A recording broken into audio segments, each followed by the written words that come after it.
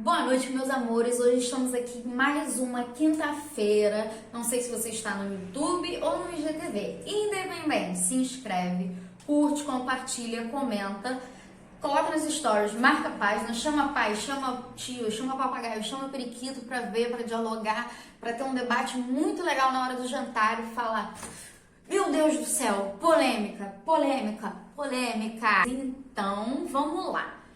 Eu e você temos um problema nessa relação. Sim, eu e você temos um problema na relação. Você sabe qual é? Tanto eu quanto você fazemos isso que eu vou falar agora. Já falamos alguma coisa preconceituosa sem perceber. Ou então apenas reproduzimos uma fala preconceituosa porque é algo que você está interiorizado em você. E você sabe por que isso acontece? Você não sabe. Então eu vou te explicar em 3 pontos por que isso acontece. Por que nós reproduzimos falas preconceituosas ou até mesmo temos pequenos comportamentos ou grandes comportamentos preconceituosos. Ponto 1. Vamos lá, ponto 1. O conceito de preconceito. Você sabe o que é preconceito? O conceito em si, o que ele quer dizer? Se você souber, deixa aqui nos comentários falando: eu sei, é isso, isso, isso. Apesar do que eu venha falar mais aqui pra frente, ok? Então, vamos lá. Quando você pega o dicionário e abre o dicionário e vê a palavra preconceito, a primeira coisa que você vê é uma opinião desfavorável sobre determinada pessoa sem um embasamento sério, uma razão. E normalmente essa opinião é transmitida por meio de um sentimento hostil ou de uma fala hostil. Então o seu emocional vai ter peso também nessa fala hostil para com o outro.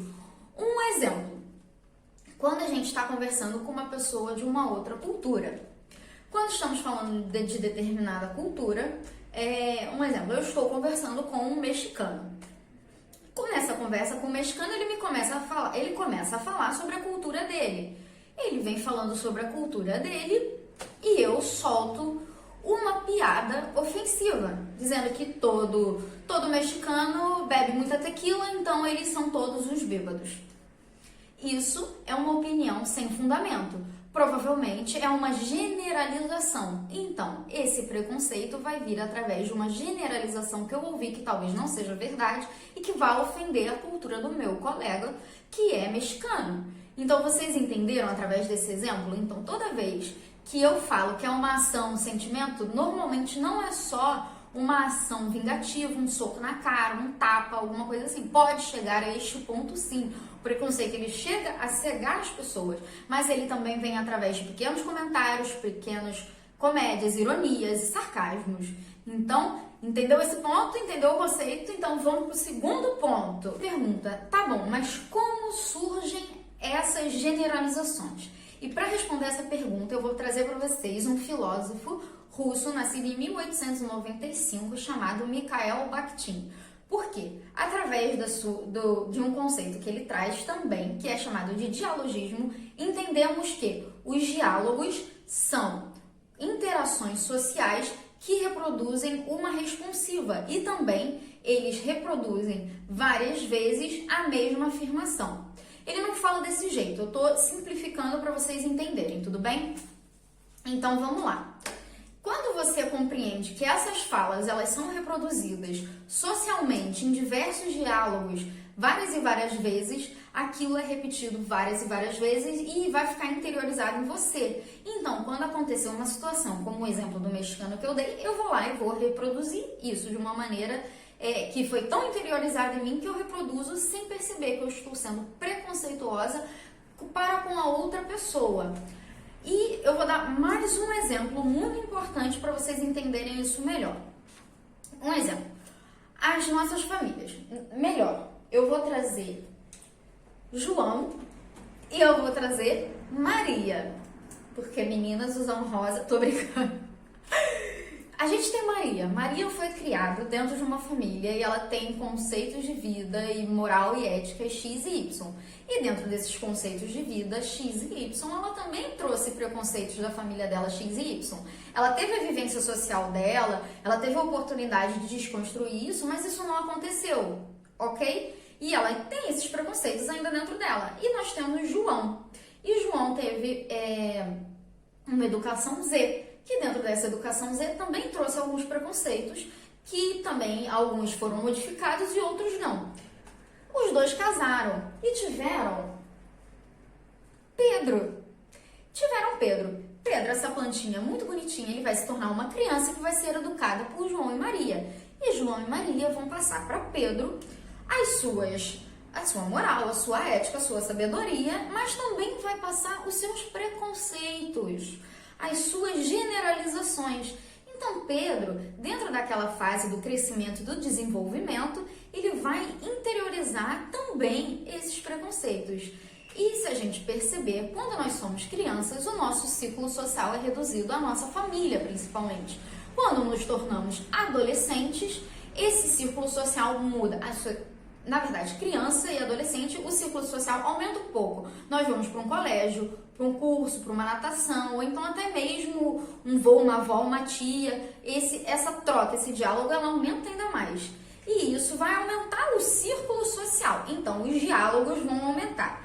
Entretanto, normalmente, dentro do que a gente chama dessa bolha social, os enunciados serão parecidos. Então, esses enunciados familiares e sociais parecidos irão interiorizar ainda mais esses preconceitos.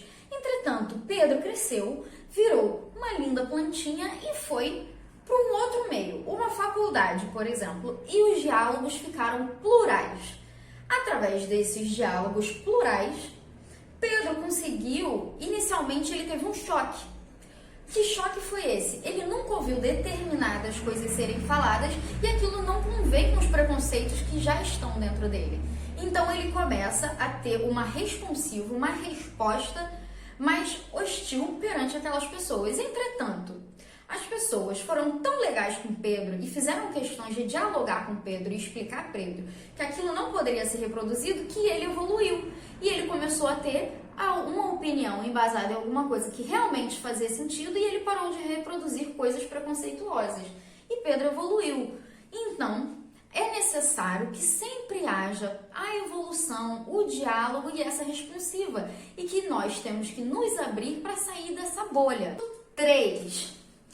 Eu e você também colaboramos para que esses preconceitos continuem sendo difundidos. Como eu falei lá no início, fala uma piada, uma ironia, continuar reproduzindo sem procurar outros diálogos. E também aquela questão, Pedro evoluiu, vou voltar pro Pedro. Adorei Pedro. Pedro evoluiu e agora chegou Joana. Ui, tem água na Joana, meu Deus. Tem água na Joana. Joana veio com os preconceitos iguais ao que Pedro tinha antes dele evoluir. Só que agora Pedro, em vez de ensinar a Ana, ele simplesmente afastou a Ana do círculo dele. Ele não quer saber de conversar e ter um diálogo que poderá, talvez, se a Ana também se permitir, mudar igual ele mudou. Ele faz o famoso, que a gente chama agora no Big Brother, de cancelamento. Um cancelamento sem a tentativa do diálogo, um cancelamento sem a construção de novos diálogos, sem buscar saber, sem buscar ouvir. Porque, como sempre me falaram desde criança, temos 2 orelhas que é para ouvir mais e uma boca que é para falar menos. Então, ele teria que escutar quais seriam esses preconcebimentos de Joana para tentar conversar com ela de uma maneira que ela entendesse o ponto de vista e refletisse sobre esse determinado ponto negativo que ela falaria, esses preconceitos existentes. Então, nós também somos culpados da preconização, da continuação desses ideais, dessas questões. E não só nós pessoas também.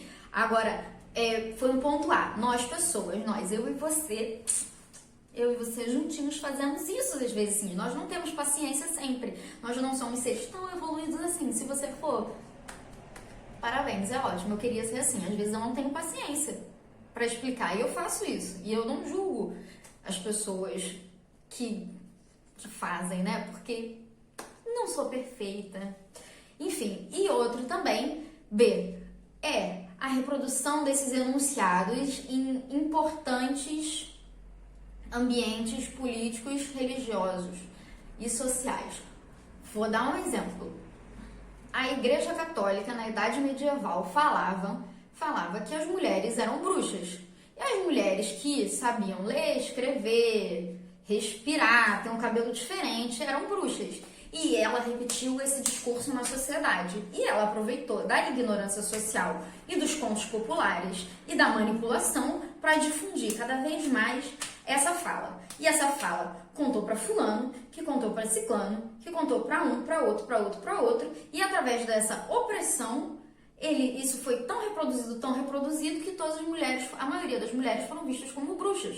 Elas não poderiam respirar, e taca na fogueira, e joga pra lá, e joga pra cá. Então, assim, instituições sociais também são perigosas. Por isso que é necessário sempre termos um olhar crítico sobre as nossas falas, sobre a fala pro outro, mas não de um jeito chato. Então, por isso que eu faço questão de trazer a cultura por um viés diferente, um viés novo, para que vocês aprendam a dar valor àquilo que tem que ser dado valor e que vocês possam desconstruir dentro do coração de vocês esses preconceitos, essas falas, e tenham uma visão crítica. Isso é um trabalho diário, é o dia a dia. Então, vocês daqui pra frente vão ter vários vídeos que eu vou falar sobre isso. No próximo eu vou falar 5 métodos para você começar esse processo de desconstrução diária. E antes de trazer esse vídeo, vai ter um vídeo muito especial sobre Angola, porque, como eu já venho falando nos stories, eu tô em uma parceria com a artista plástica Broomberry, artista plástica e tatuadora, sobre Angola. Eu vou trazer de uma maneira super especial uma coisa que vocês vão amar, tá ficando lindo. Eu queria logo divulgar, porque eu sou igual criança. Vai ficar muito legal, tá ficando muito legal, tá ficando muito legal. Quando vocês virem, vocês vão amar. Amar, amar, amar. Porque eu peguei uma maneira bem simples de vocês entenderem a história de Angola. Então, o próximo vídeo vai ser sobre Angola. Vai ser a história de Angola de uma maneira que vocês não conheciam. E mais pra frente, esse que eu vou falar das 5 métodos para você começar a desconstruir essas coisas internas em você. E assim como eu tenho que utilizar também esses métodos, porque eu não sou perfeita, eu ainda falo merda. Todo mundo fala merda. Só que a gente tem que observar, pensar, pedir desculpa, óbvio, e começar a querer evoluir. Se você não quiser também, e por mais que a gente tente, se você não fizer força, nós que estamos tentando também vai ter uma hora que a gente vai ficar sem paciência, igual eu falei lá atrás, perde a paciência, né?